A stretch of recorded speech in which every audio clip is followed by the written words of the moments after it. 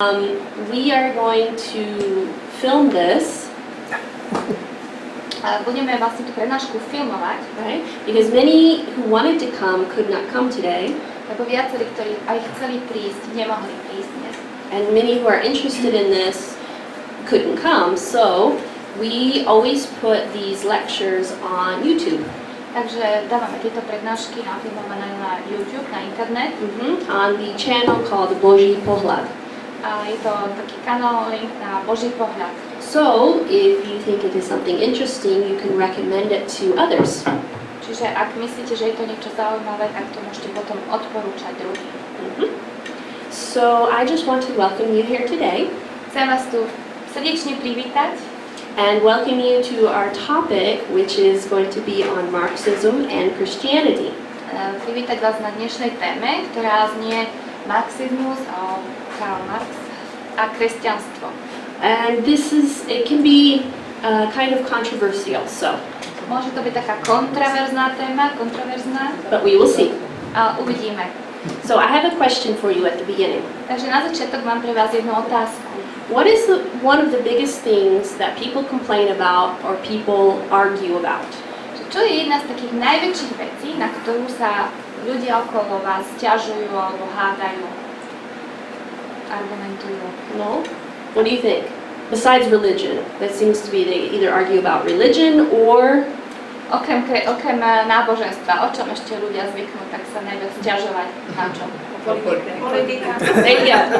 Exactly, government and politics. Presne tak, o vláde a politike. Yes. Why do you think that's so? Why do we argue about it so much? Čo myslíte, prečo sa o tom toľko hádame? Yeah, it's differing opinions, differing worldviews. Sú rôzne názory, rôzne svetonázory. That's true. To je pravda.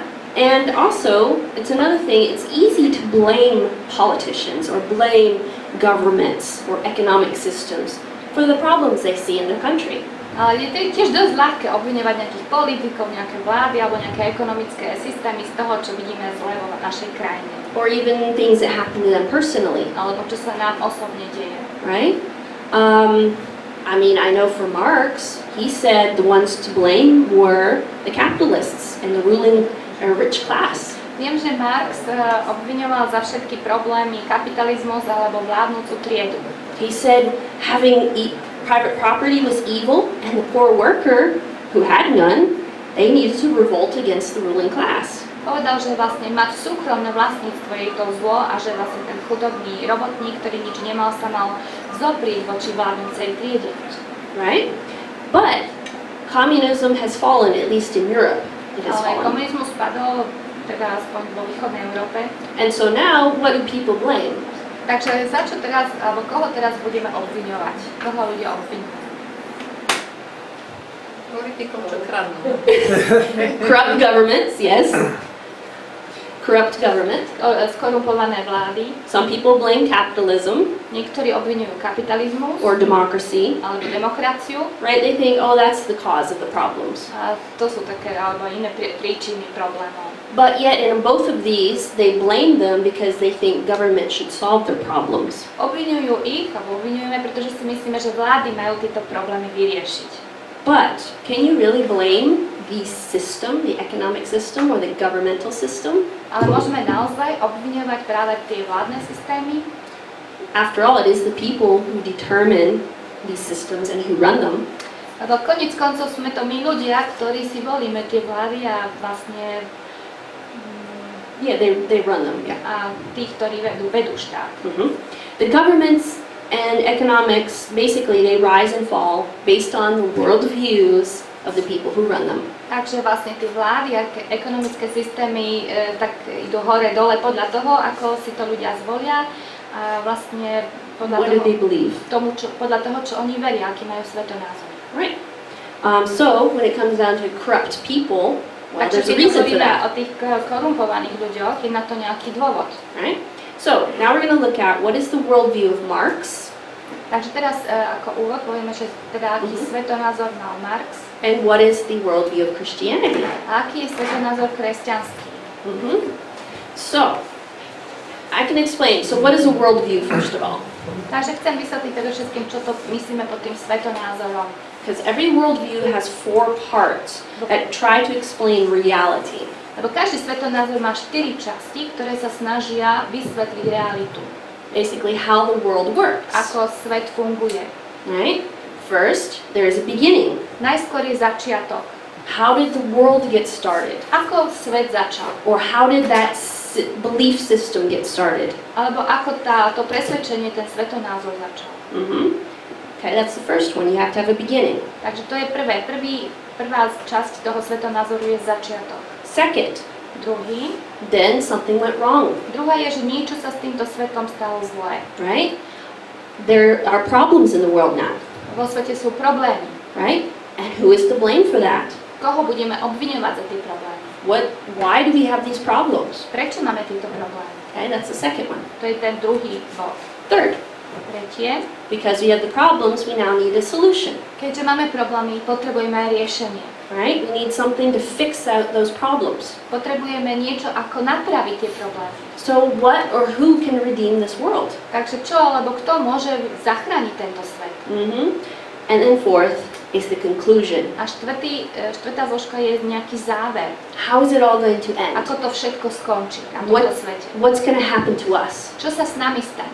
Right? Those are the four parts every worldview has. Takže každý svetonázor má tieto 4 v podstate zložky. Right? And they use it to help explain how the world works. A tie nám vlastne pomáhajú ako sebe aj my si vysvetľujeme, ako funguje svet. So first, let's compare the worldviews of God's perspective and then Marx's Takže perspective. teraz si porovnáme rozdiel medzi marxistickým pohľadom a kresťanským. Okay, and my father, Charles Baldus, and Paulo Hannes will go into this much more into depth. Charles Baldus a Paulo Hannes potom pôjdu viac do detailov. Right? I'm just giving you just an overview. A Tinka nás uvedie do toho úvodu, toho svetonázoru, porovnania tých svetonázorov. Okay? Number one, the beginning. Takže poďme sa pozrieť chvíľočku na to, aký je rozdiel medzi nimi dvomi v tej položke začiatku.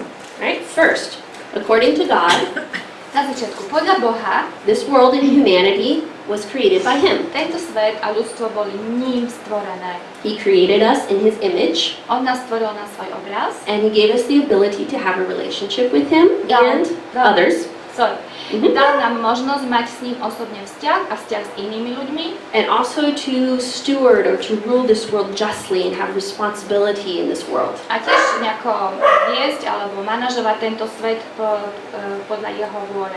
And to be just and Spravodlivo a responsible. zodpovedne. However, okay, then contrast that with Marx. Tak teraz to skúsme dať do kontrastu s Marxom. Marx saw the beginning as, this is the phrase, state of primitive communism. Takže Marx, máme tu taký výraz, pokladal za začiatok stav primitívneho komunizmu. Right? He believed in evolution, Veril v evolúciu, and he rejected the idea of God, odmietol myšlienku Boha, and he believed in human autonomy. veril v ľudskú autonómiu. So humans and matter, hmota, are the most important. Takže ľudia a hmota, to je to najdôležitejšie. Okay?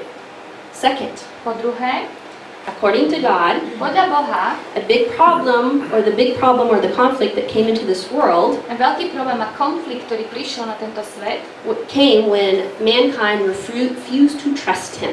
začalo, keď človek rozhodol prestal mu dôverovať. Right? And they decided they're going to seize autonomy from God. I don't want to serve God, I want to be my own. Ľudia sa rozhodli vziať si tú autonómiu pre seba od Boha a nechceli už dôverovať, chceli byť nezávislí. And also to decide for themselves what is right and wrong. Chceli sa sami rozhodnúť, čo je dobré, čo je zlé. And as a result, there became sin, pain, struggle, Ako výsledok prišiel vlastne hriech, bolesť, boj, pride, selfishness, pýcha, sebectvo, greed, and death. chamtivosť, smrť. Right? And this death brought separation. Táto smrť priniesla oddelenie. Physically, Fyzické, we all die. fyzicky, že všetci zomierame. Relationally, Vzťahovo, we have problems between people, between us and God. že prišli problémy do našich vzťahov s ľuďmi a s Bohom. And spiritually, A duchovne, we died spiritually. že zomierame duchovne.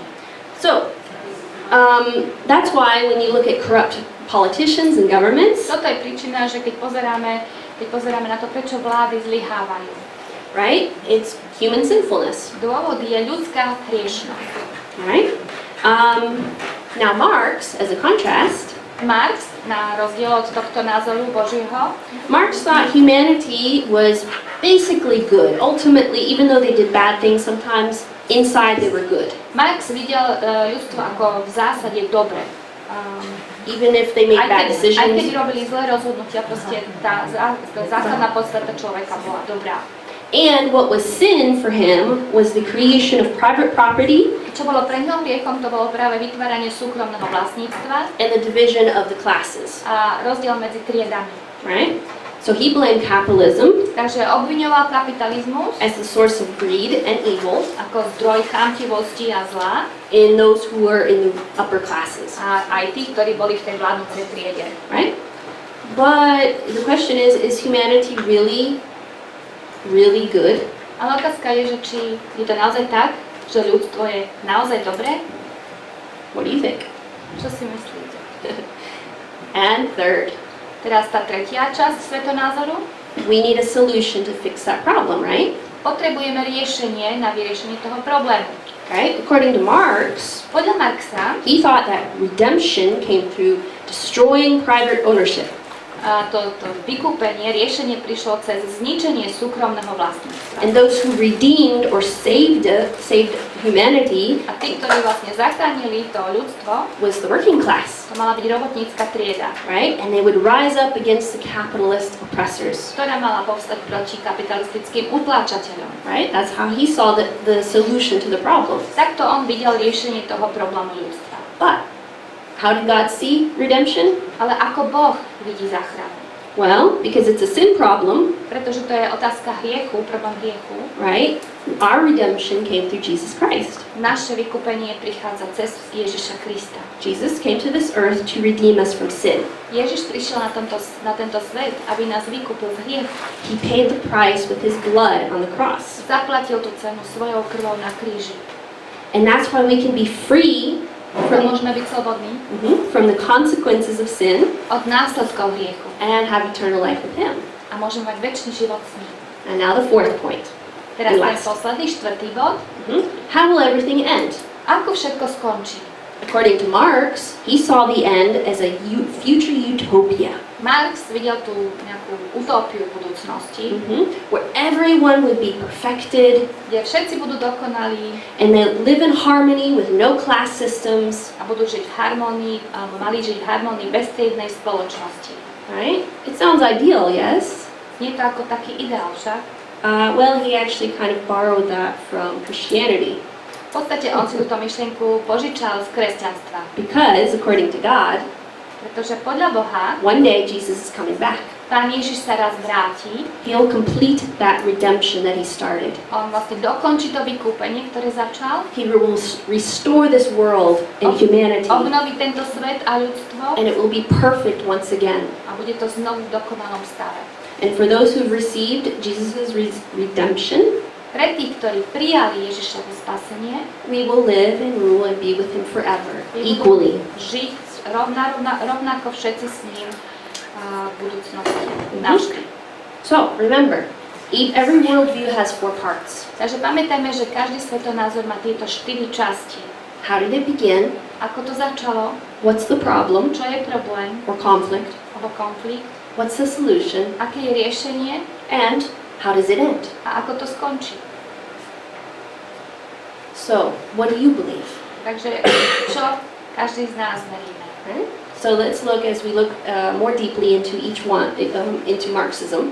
Takže teraz, keď budeme počuť hlbšie tie vysvetlenia o marxizme, Think about those things. rozmýšľajme o týchto veciach. Think about some questions you also might have as well. Rozmýšľajte o tom, či máte nejaké otázky niekde vnútri. Because at the end of each lecture, we'll have an opportunity for questions and discussion. Pretože na konci obidvoch tých lekcií, jedna bude pred obedom, druhá po obede, tak, bude priestor na otázky. Yes. So, my dad, Charles Baldus, will be first.